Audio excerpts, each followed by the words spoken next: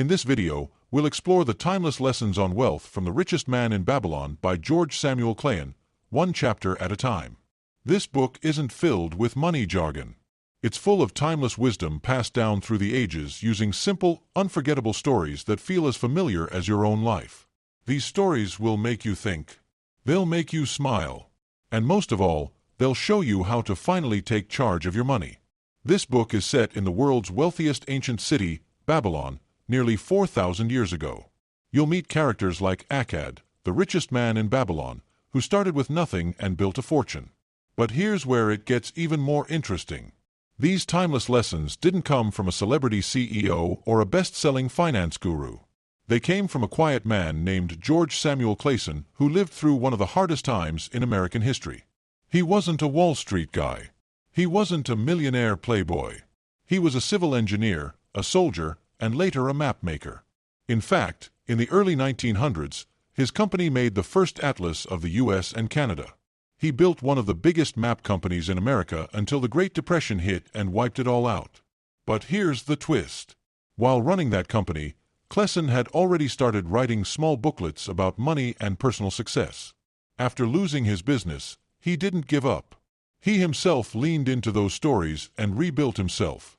And in 1926, he gathered those stories into one small book and gave the world one of the most powerful financial books ever written.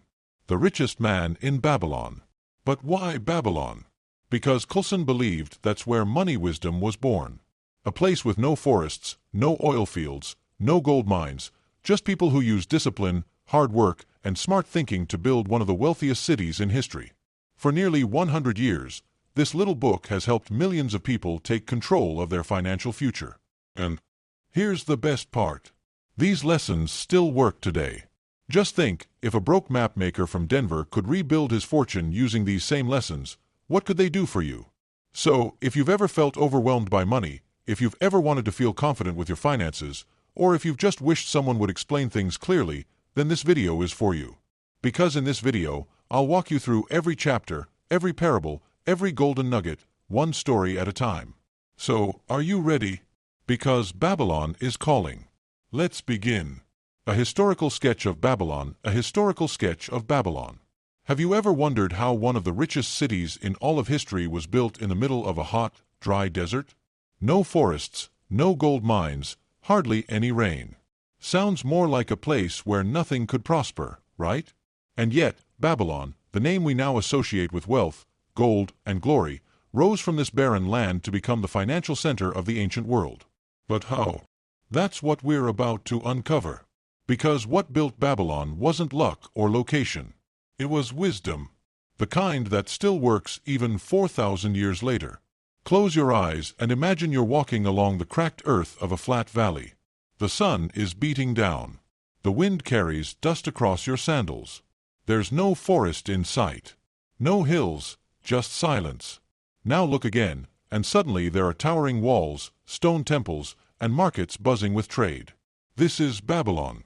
And what brought it to life? Just two humble things.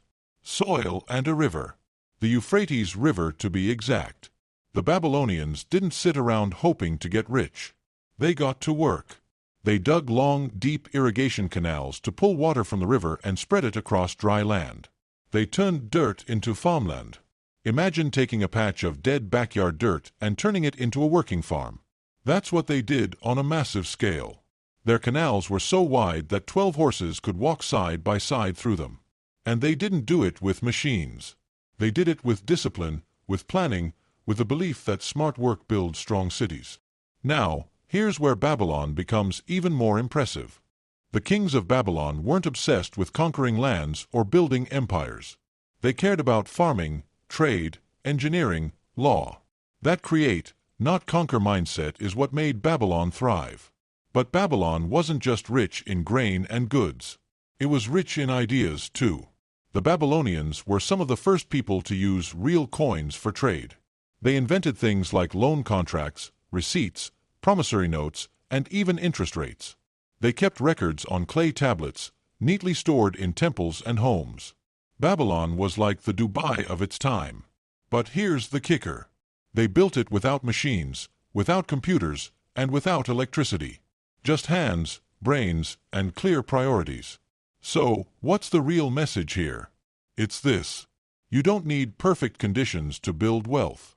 You just need to work with what you've got and be smart about it. That's what the Babylonians did. They used their brains more than their brawn. They built wealth, one trade, one law, one lesson at a time. And 4,000 years later, their secrets still work. As Clason, the author of this timeless book, puts it simply, money is plentiful for those who understand the simple laws that govern it, and those laws haven't changed today. Now that you've seen how Babylon became a symbol of wealth, let me ask you something. What if the road to riches starts not with gold, but with desire, not greed, not fantasy, but a real hunger to live better? That's exactly what we'll explore in the next chapter. We'll meet a man with no gold in his purse, but a burning desire in his heart. So stay with me because your journey to wealth begins right here. Chapter 01. The Man Who Desired Gold. Chapter 1. The Man Who Desired Gold. Have you ever looked at your life and wondered, why am I always working so hard but still feel stuck? Or maybe you've asked, I make money, but where does it all go? If that sounds familiar, you're not alone. Because that's exactly how Bansier felt. He was one of the best chariot builders in all of Babylon. But even with all his skill, his purse still hung flat at his side. His stomach growled louder than the marketplace. And his dreams, they felt like smoke in the wind. There and then gone. But what changed for Bansha started with a single question. And by the end of this chapter, you'll not only know what that question was, but also start asking it yourself. Let's dive in. Bansier sat on a wall outside his home, staring at a half-finished chariot. His wife peeked through the curtain, hoping he'd get back to work, but he just sat there, sweaty, tired, and deep in thought. His best friend, Kobe, a cheerful musician, walked by and joked, "You must be rich if you're relaxing in the middle of the day." But Bansier didn't smile. He told KBBY about a dream he had the night before. In that dream, he was wealthy. Truly wealthy. He tossed coins to beggars, wrapped his wife in soft silks, and walked with pride through the market. People smiled at him. He felt secure for the first time in his life. But then he woke up and his purse was still empty. His wife was still hoping. His tools were still waiting. And the chariot was still unfinished. He looked at Kobe and asked, "Why can't I keep any of the money I earn?" Kobe blinked and then nodded slowly. "I asked myself the same thing." They talked for hours that day. Two skilled men, one a craftsman, the other a musician, realizing that they had spent their whole lives working. They could build, they could entertain, they could feed their families, but their purse emptied faster than they could refill it. And that's where the first great lesson of this chapter lands. A fat purse quickly empties if there is no golden stream to refill it. Now during their conversation, Bansha suddenly asked a question that stuck with KBBI. He said, "What if the rich people of Babylon know something we don't? Maybe we need more than just work. Maybe we need wisdom. Maybe wealth isn't just luck or blessings from the gods. Maybe it's a skill, something we could learn." And that's when they remembered someone from their youth, AR. He wasn't always rich. In fact, he started off just like them, humble and hardworking. But now, Ard rode golden chariots. He dined with kings. He was known as the richest man in Babylon. So, Banser and Kobe made a decision. They wouldn't just work harder. They would find our card and ask him, "How did you do it?" And in that moment, something shifted. For the first time, they weren't waiting for gold to come to them. They were seeking the truth for themselves, and that choice changed everything. So what can you take away from this story? It's this. If you don't like your financial reality, don't just work harder, get wiser. You already have skills. You already know how to work. But to build wealth, you also need understanding about income, saving, and how to create systems that keep your purse full. Even when you're not swinging a hammer or strumming a lyre, like Banser and KBY, maybe it's time to stop sitting on the wall and start knocking on the doors of wisdom. So now Banser and Kobe are ready. They're gathering their friends and heading to Ard's home. But what secrets will the richest man in Babylon reveal? You'll find out in the next chapter. Chapter 02. The Richest Man in Babylon. Chapter 2. The Richest Man in Babylon.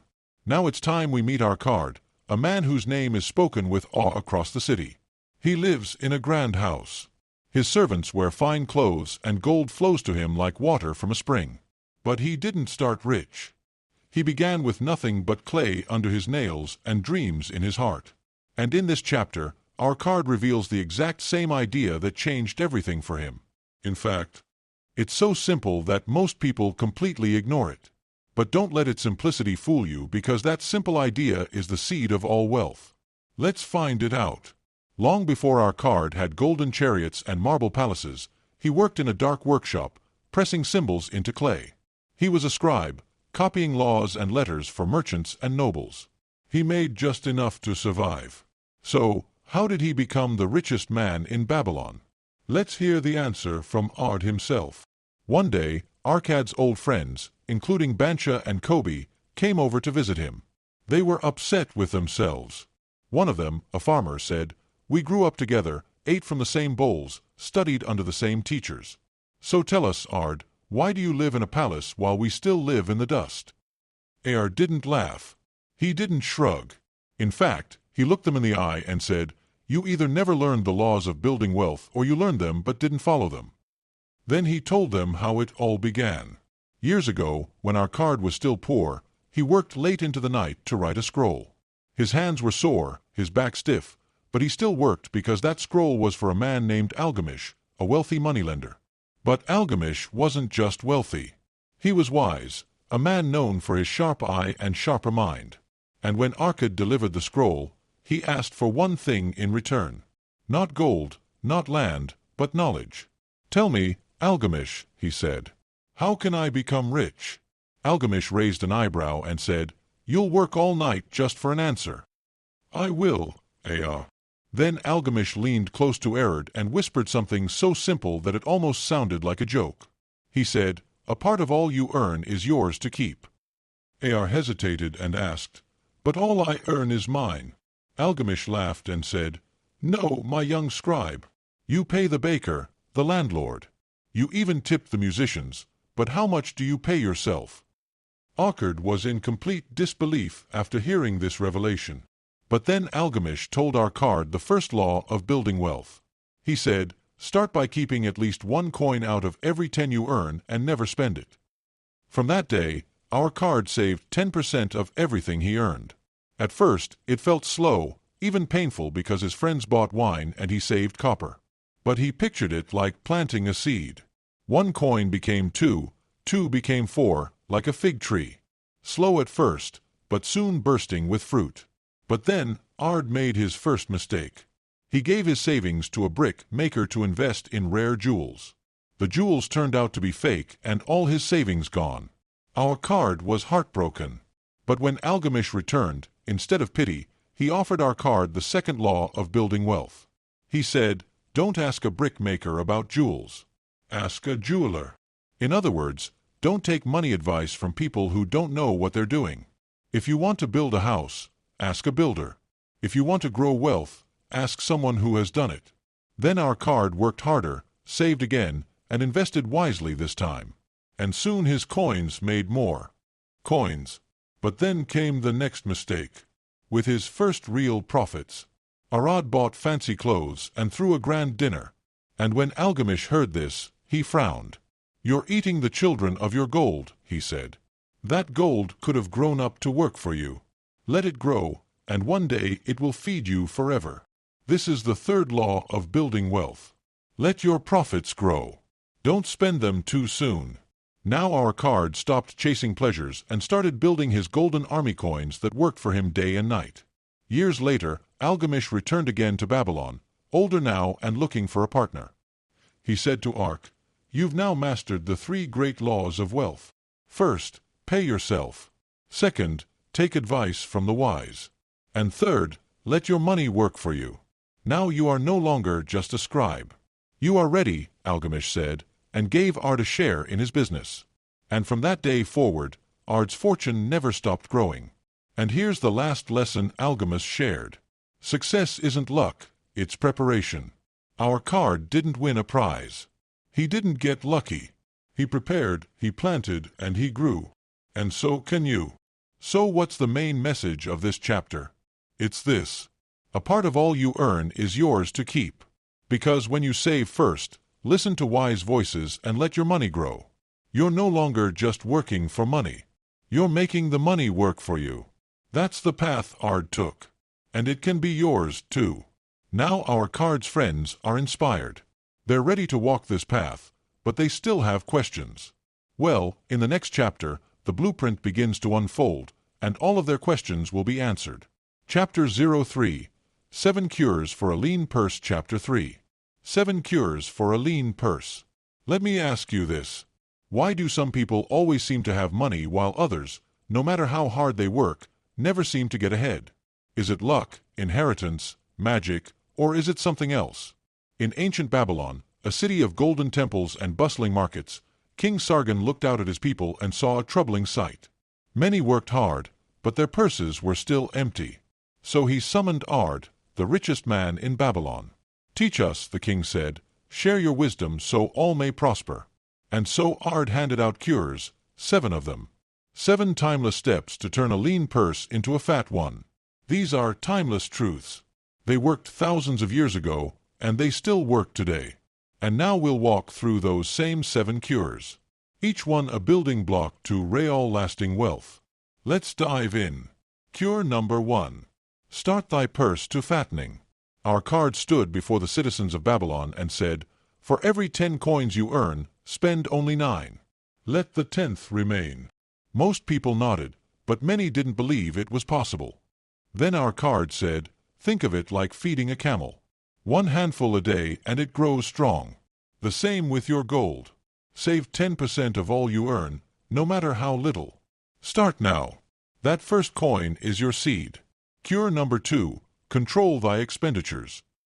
From the crowd, a man raised his hand and asked, "But I need every coin I earn. I can't save." Ard smiled and said, "Needs are like water. They fill whatever vessel we give them. The more you earn, the more you think you need. Raise your income."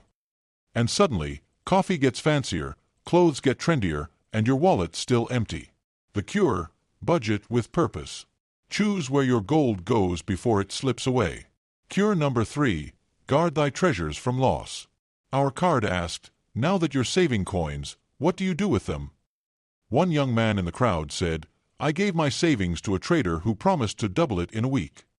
The crowd laughed, but Ard did not.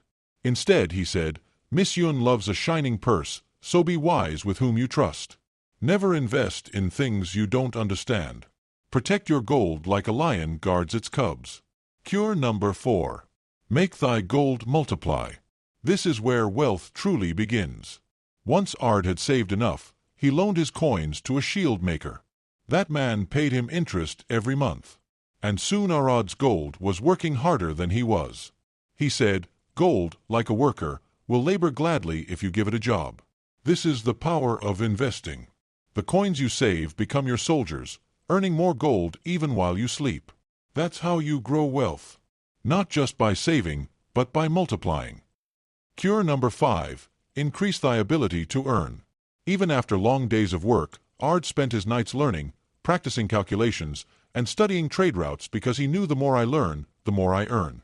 The 5th cure is about you, your value, your skills. Want to earn more? Become more valuable. Learn a new craft, improve at your trade, train your hands, and sharpen your mind. Even a single new skill can open a doorway to higher income. Your skills are your best investment. Cure number 6. Make of thy dwelling a profitable investment.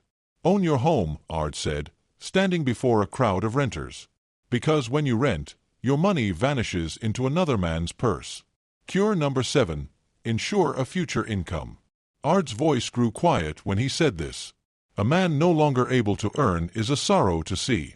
You won't always be young. Life brings storms, accidents, old age. So prepare now. Save for your future. Build income streams that last.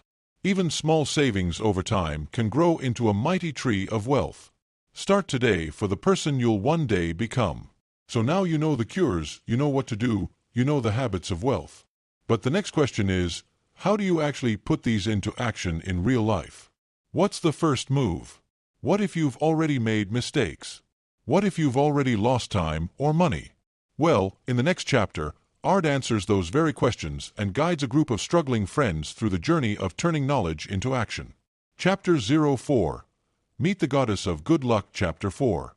Meet the Goddess of Good Luck. Have you ever looked at someone else's success and thought they're so lucky? Maybe they landed the perfect job. Maybe they bought the right stock at just the right time. Or maybe they always seem to know when to say yes while the rest of us hesitate. But what if luck isn't really luck at all?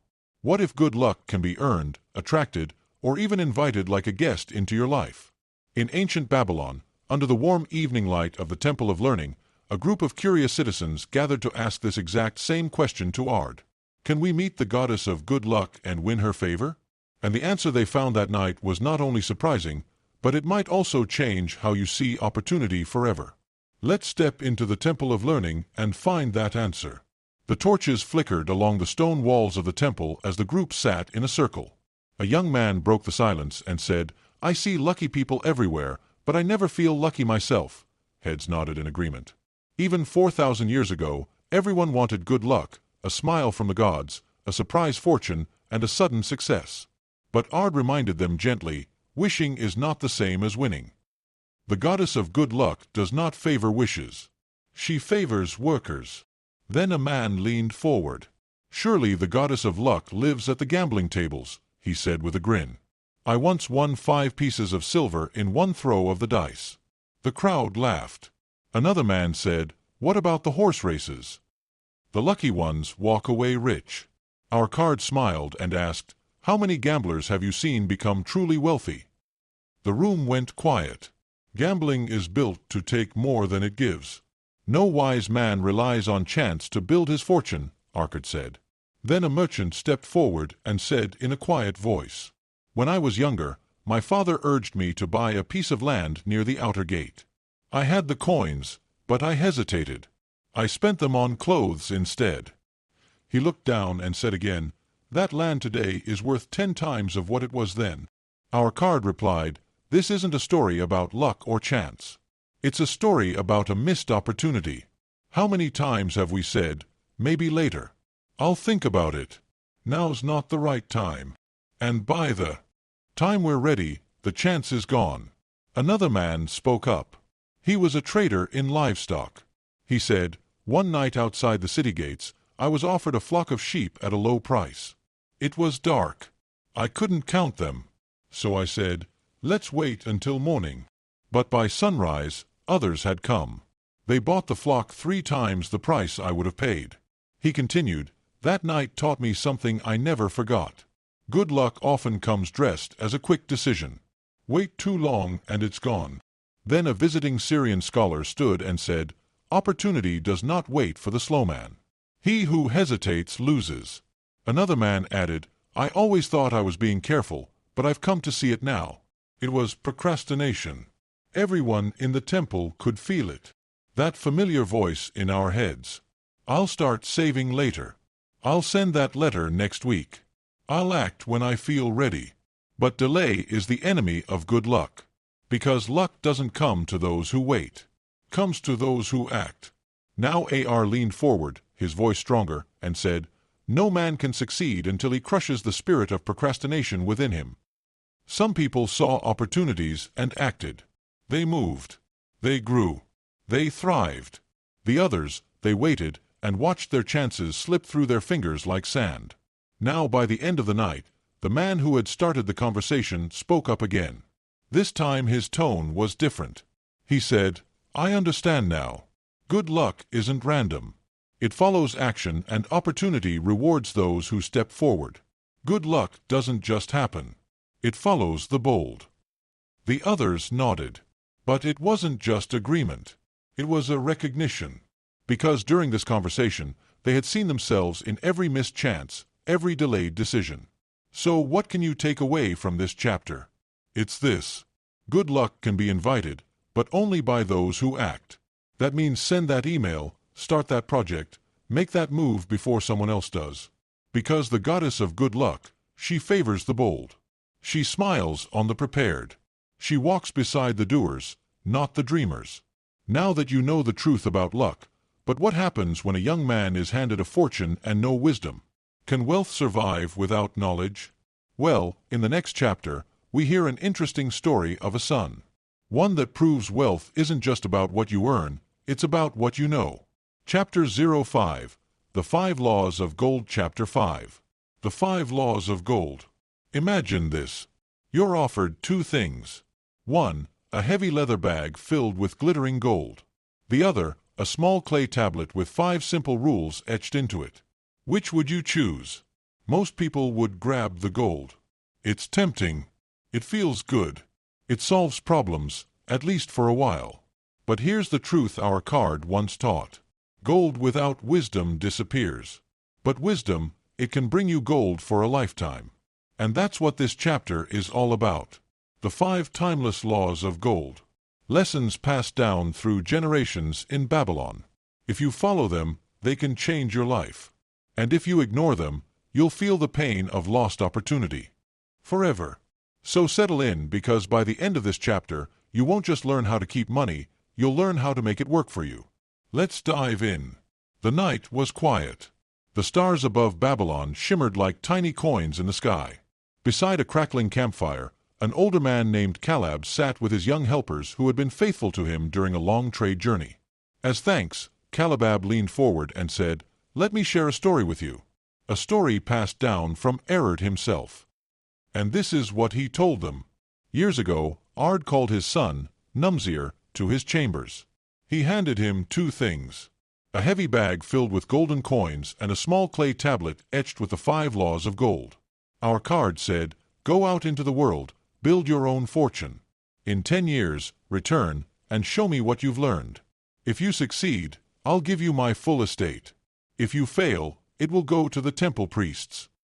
And so Nasir set out, gold in hand and wisdom under his arm. At first, Nomir lived richly. He dressed well, dined often, and invested quickly. He loaned money to men who made big promises. He bought into schemes he barely understood. He chased wealth like it was a game. And soon, his purse was empty. Now he was all alone in a strange land with nothing but the clay tablet his father had given him. And instead of giving up, he turned back to the tablet of wisdom, the 5 laws of gold. And that completely changed his financial life. Let's walk through each of those laws together. Law number 1, gold comes gladly to those who save at least 1/10 of all they earn. Nomir remembered his father's words, "Pay yourself first." Even when he had only copper coins left, he started setting 1 aside out of every 10. It didn't feel like much in the beginning, but slowly and steadily, the purse began to feel heavier. Like a tree planted with 1 seed, it began to grow. Law number 2, gold works for the wise owner who finds it profitable employment. Nomamesir found work in a merchant's shop. And when his savings grew, he didn't leave it sitting idle. Instead, he invested it in a caravan after careful study. The profits came in slowly. But they came. Gold began to work for him even when he slept. Think of it like a flock of sheep. If you care for them, they multiply. And if you ignore them, they wander off. So don't just save, put your money to work. Law number 3, gold clings to the cautious owner who seeks the counsel of wise men. This time before investing, Nomir asked the older traders for advice. He listened to them. He asked questions. He learned. And what he found was this. The wise don't guess. They seek understanding.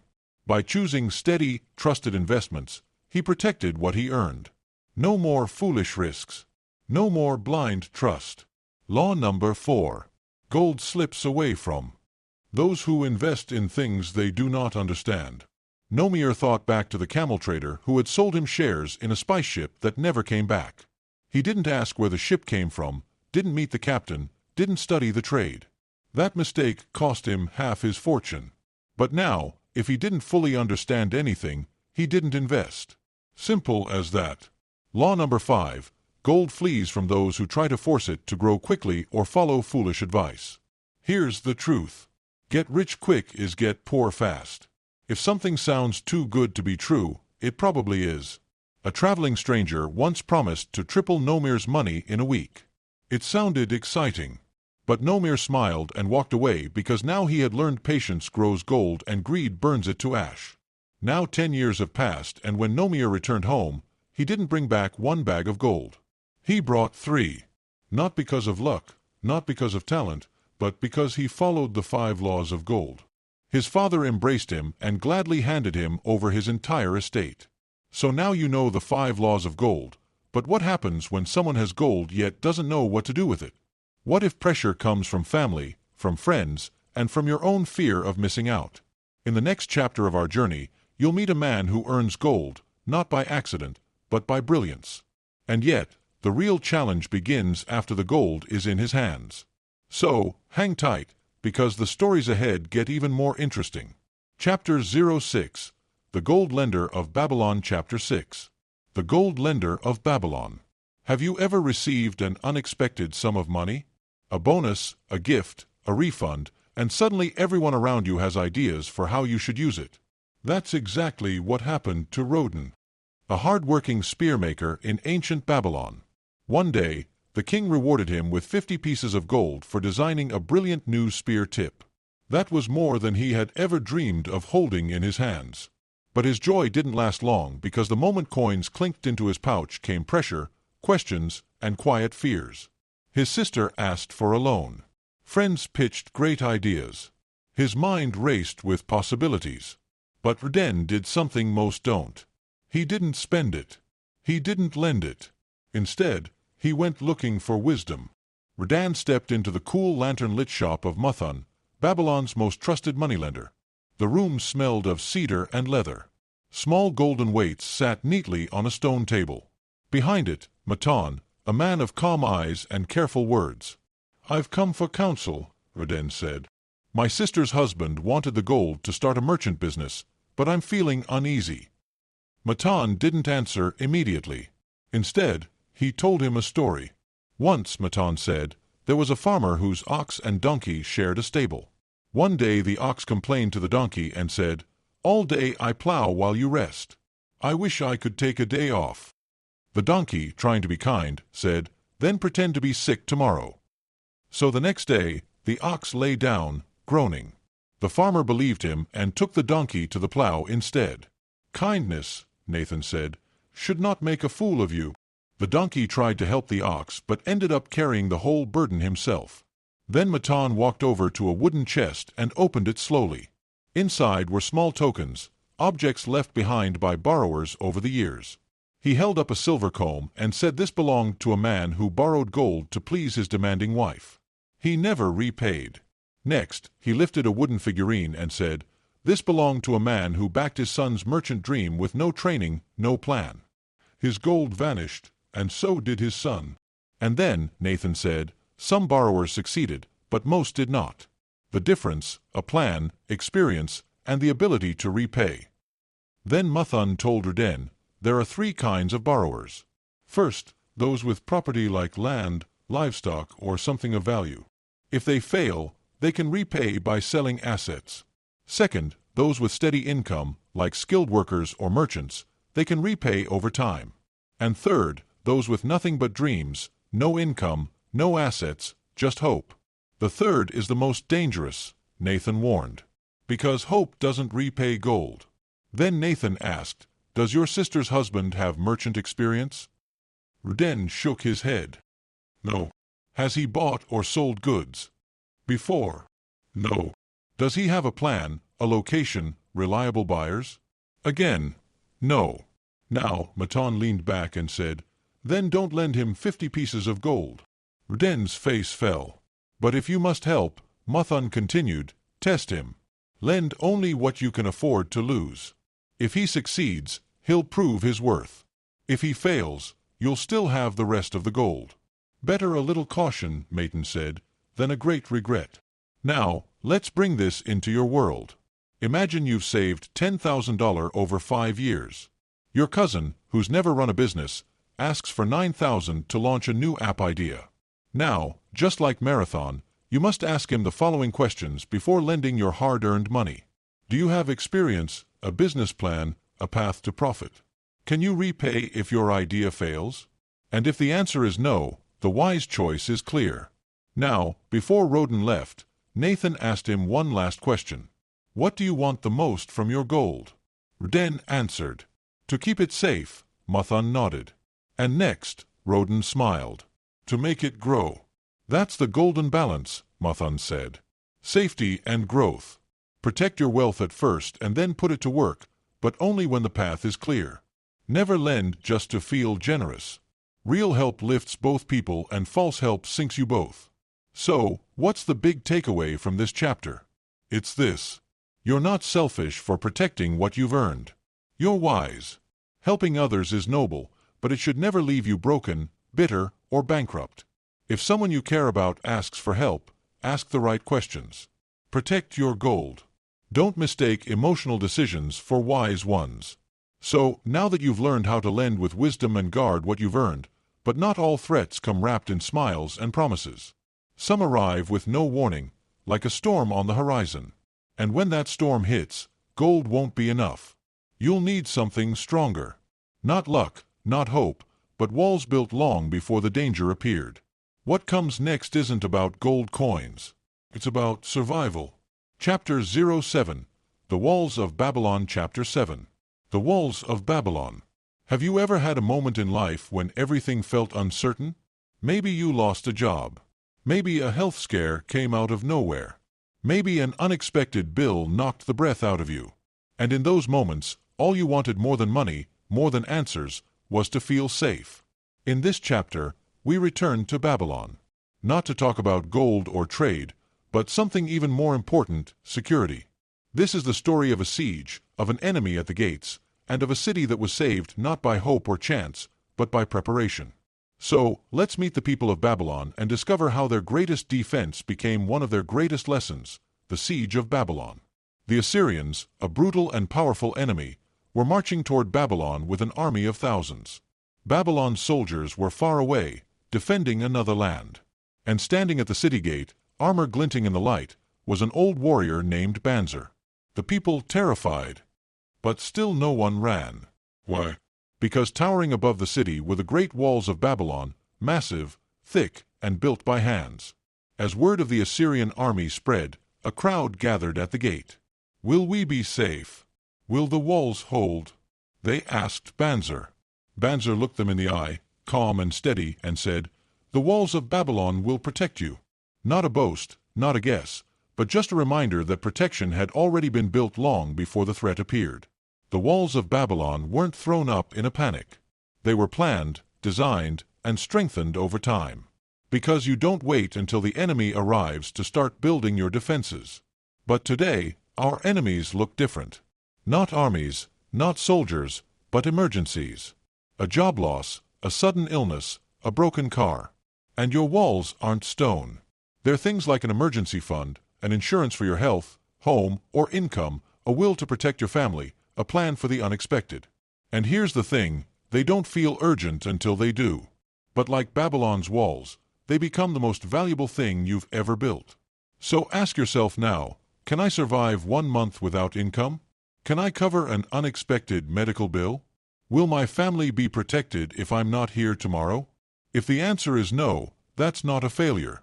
It's just a sign that it's time to start building your walls because the enemy never announces its arrival. So, here's the big takeaway from this chapter. We cannot afford to be without protection.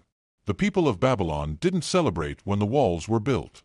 They celebrated when the Assyrians finally turned away, defeated not by swords, but by stone walls that never broke. Like the great walls of Babylon, we all need walls. Financial walls, emotional walls, and protective habits that guard our future. We often think strength is about how much we earn, but real strength is about how prepared we are when things go wrong. So, what can you do right now? Start an emergency fund, even if it's just $10 a week. Get the right insurance, not just the cheapest. Write a will, no matter your age. Build savings slowly, like bricks in a wall. Your future deserves more than just hope. It deserves protection so that when the storm comes, you'll stand behind the walls you built and breathe easier knowing they'll hold.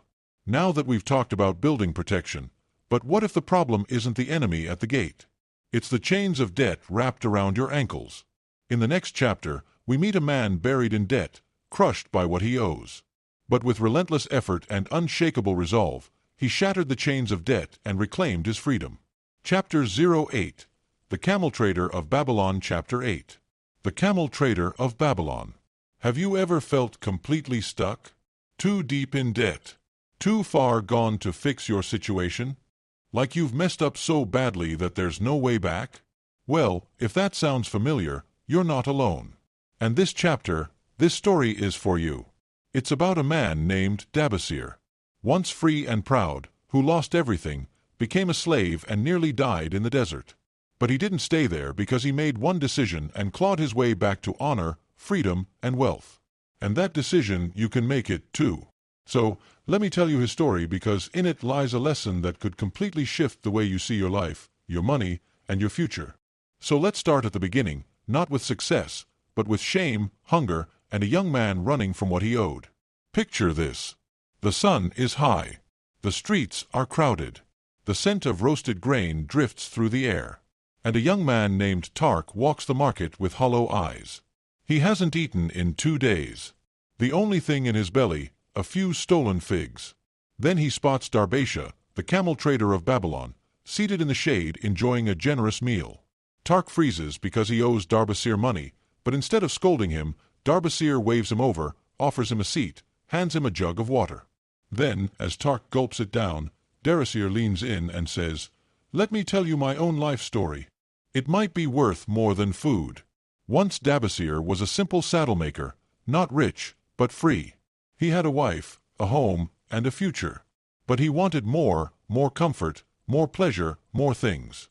So he spent beyond his means. He borrowed, promised, delayed. Debts piled up. Friends turned away. His wife left and then he ran. He fled the city, tried to start over, but failed and eventually he was captured, sold, shackled. Dabasir became a slave in a foreign land. But fortunately, his owner's wife was a kind woman named Sierra. Dabasir told her the truth about his debts, his shame, his escape. She listened and then asked, "Do you call yourself a free man when you let weakness chain you?" And then she said something that cut through his heart. No man can respect himself if he does not repay honest debts. That night, Dabasir couldn't sleep. He stared at the ceiling and asked himself, "Do I have the soul of a free man or the soul of a slave?" And he made his decision. With Sir's help, Dabasir escaped into the desert on camelback with a bag of dates and a skin of water. But the desert was cruel. The days were hot. The nights freezing. Food ran out. Water ran dry. At one point, Dabasir collapsed into the sand, weak, trembling, alone. But then he remembered Sir's words and whispered to himself, "I am not a slave. I will not die here." He rose step by step. He pushed forward until finally he saw Babylon on the horizon. Now Dabasir didn't sneak back in. He walked through the city gates with his head held high. And then one by one, he went to the men he owed. He didn't beg. He didn't hide. "I have returned," he said, "and I will repay every coin as the gods permit." Some mocked him. Some believed him. One man, Nathan, the gold lender, offered him work. From there, Dabasir met Neber, a camel trader, and started working for him. He worked hard, learned fast, and earned steadily. And in time, Dabasir repaid every debt. Not with luck, not with magic, but with honor, discipline, and one small decision. So, what can we learn from Dabasir's journey? It's this. Where the determination is, the way can be found. No matter how far you've fallen, no matter how deep the hole, if you decide to rise, you'll find a path. Just like Dabasir, the only real failure is giving up on yourself. The only real success is earning back your self-respect. Money comes and goes, but dignity that stays. Dabasir rebuilt his wealth after he rebuilt his character. And it all started with one powerful decision. I will take back control of my life. If you've ever felt broken, behind, or like it's too late, let this moment be your turning point. If you're crawling through your own desert, don't stop now. Because like Dabasir, you might be one decision away from seeing your Babylon on the horizon. Now, Dabasir didn't just leave behind a story. He left behind a plan. A simple plan etched into clay. And that plan, it didn't die with him in the sands of Babylon. Years later, it was found written on a clay tablet, buried deep in the ruins of this ancient city. And what was written on it wasn't magic. It was a real step-by-step plan to take control of your money and your life. It helped people thousands of years ago, and it's still helping people today. And in the next chapter, we'll uncover that exact same plan from the clay tablets. Chapter 09. The Clay Tablets from Babylon. Chapter 9. The Clay Tablets from Babylon. Imagine stumbling on a message from the past etched in clay. Not about treasure maps or ancient kings, but about how to finally control your money, pay your bills, and build real wealth. Sounds too good to be true, right? Well, that's exactly what happened when a group of archaeologists uncovered a series of tablets buried deep in the ruins of old Babylon. What they found wasn't just history. It was a simple, powerful financial plan that could change lives. And the best part, it has already helped others escape their debt and build wealth. So, let's dive straight into that plan, because what's written on those clay tablets will change the way you think about money forever. Picture this. Ancient Babylon, a man named Dabasir, once a slave in Syria, made a promise to himself. He was tired of running from his debts. He wanted to stand tall again in his hometown of Babylon. So he created a plan and pressed it into clay with a wooden stylus. And that plan, it was very simple. It had just 3 key steps. First, keep 1/10th of all you earn. Second, use 7/10ths to live. Stuff like food, rent, clothes, and life in general. And third, use the remaining 2/10ths to pay off debts. That's it. Every month, no matter how little he made, no matter how tempting it was to spend more, he stuck to the plan. He saved. He lived within his means. And slowly, month by month, his chains broke. The creditors stopped knocking. His pride returned. Even his wife came back. Now he had savings in his purse. And respect in his city. Now, fast forward to 1934. A British professor named Alfred Shrewsbury finds these ancient tablets, translates them, and decides to test the plan for himself. But why? Because he and his wife were drowning in debt. Creditors were breathing down their necks. They were barely scraping by. Bills were piling up, no savings, and a sinking feeling every time the mail arrives. So the professor turns to his wife and says, "What if we try this plan?" They sit down at their kitchen table with a pen and paper, and they listed every debt they owed. Then they promised each creditor 2/10th of their monthly income, no more, no less. They lived on July 10th to Jess, and they began saving the rest 1/10th, just like Dabasir. And the result, it wasn't magic. It wasn't fast, but it worked. Little by little, their debt shrank. Their savings grew. And most importantly, they stopped feeling helpless. Their fear lifted. That tightness in the chest gone. Now they had money in the bank. They found new ways to save. They even began investing. All because of a 4,000-year-old budgeting plan written in the dust of a forgotten empire. That plan worked for Dabasir. It worked for Professor Shrewsbury. And now it's your turn. Maybe your debt feels like a mountain. Maybe your budget is a mess. Maybe you're tired of always feeling behind. But here's what Deja teaches us. You don't have to be rescued. You just have to begin. This plan doesn't require you to earn more. It doesn't ask for perfection. It only asks for discipline, consistency, courage to face the truth and act anyway. So, here's the big takeaway from this chapter. Even small actions over time creates a powerful change. Feeling stuck, frustrated, ashamed of your debt? You don't need more guilt. You don't need a miracle. All you need is a promise to save 10% of everything you earn to live on 70%. And to pay your debts with the remaining 20% every month. Write it down. Post it on your mirror.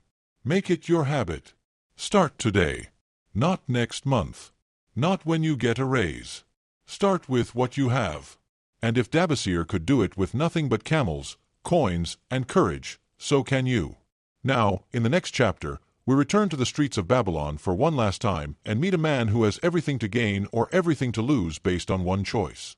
It's a story of discipline, of small actions. Chapter 10. The Luckiest Man in Babylon. Chapter 10. The Luckiest Man in Babylon. Have you ever looked at someone successful and thought, wow, they must have gotten lucky? The clothes, the car, the confidence. It's easy to assume they had a head start, a lucky break, or someone else paving the way. But what if I told you one of the richest, most respected men in Babylon once stood in chains, sold at auction like an object? And what turned his life around wasn't luck, but something far more powerful and something you already have. This is the story of pain, persistence, and redemption. This is the story of Shahu Nada, a man who lost everything and built it all back not with gold but with grit. So come with me because the caravan is moving toward Babylon for the last time and into one of the most inspiring lessons of this entire book. Picture this. The desert wind blew softly over the caravan trail. At the front rode Shahan Nada, a merchant, respected trader and master of wealth. Beside him sat a young man, Hayden Guler. His garments were fine. His fingers were glittering with rings. His voice was full of entitlement. He was the grandson of Aradgila, Shahu's old friend and former business partner. And when he asked, "Why do you still work so hard, Sheru? You're rich." Sheru turned to him, eyes weathered but kind, and said, "Let me tell you how I got here." Years ago, Sheru walked into Babylon in chains. He had been sold into slavery, not for his crime, but for the debts and failures of his brother. He was afraid, ashamed, and a prisoner of fate. But then he met a fellow slave named Megiddo. Megiddo looked him in the eye and said, "Work hard, be valuable, and one day you may walk free." Sheru listened. In the slave market, he offered himself boldly to a baker named Nana and said, "Take me. I'll learn quickly and I'll earn my keep." And he did. Soon he was baking bread, then honey cakes, then selling them on the streets of Babylon. He didn't wait to be rescued. He worked and people noticed. One day, a kind man came to the bakery. His name, Arad Guler, a merchant with sharp eyes and a generous spirit. He saw something in Sheru. Not just a slave, but a man becoming something greater. And Arad Guler bought his freedom by breaking the clay tablet that marked him as property. But he didn't stop there. He made Shahu a business partner because Arad himself had once been a slave. His path, like Shahu's, had been carved not by luck, but by discipline and sweat. Throughout his life, Shahu saw many men make different choices. But not every man rose. Some fell by the choices they made. Sheru saw it with his own eyes. Zabadu avoided hard work and ended up starving in rags. A pirate chose violence and was flogged and left for dead. But Megiddo, the wise slave, he worked. He rose, became a respected overseer, and one day returned to his family, a free man. And throughout this all, one truth burned in Shahu's mind. Work is not a punishment. It is the only path. Even when he had nothing, he still had the power to work. And that power was enough to rebuild everything. Now, as Shahu finished his story, the caravan slowed. The sun dipped low behind the walls of Babylon. Hayden Guler was quiet now. He looked down at his silk clothes, his golden rings, his soft hands that had never labored. And then, without a word, he removed his jewelry, dismounted from his fine camel, and walked beside Shahu. No longer a spoiled heir, but a student. Because for the first time in his life, he had understood true wealth isn't inherited. It's earned. So, what's the big takeaway from this chapter? It's this. Work is not a punishment. It is your superpower. Whether you're starting over, digging out of debt, or trying to build something better, the ability to show up, work hard, and add value is the foundation of real success. Shahanada didn't wait for someone to save him. He baked, he sold, he served, and in doing so, he built a life of wealth and purpose. Work done well doesn't just build wealth. It builds you. You don't need luck.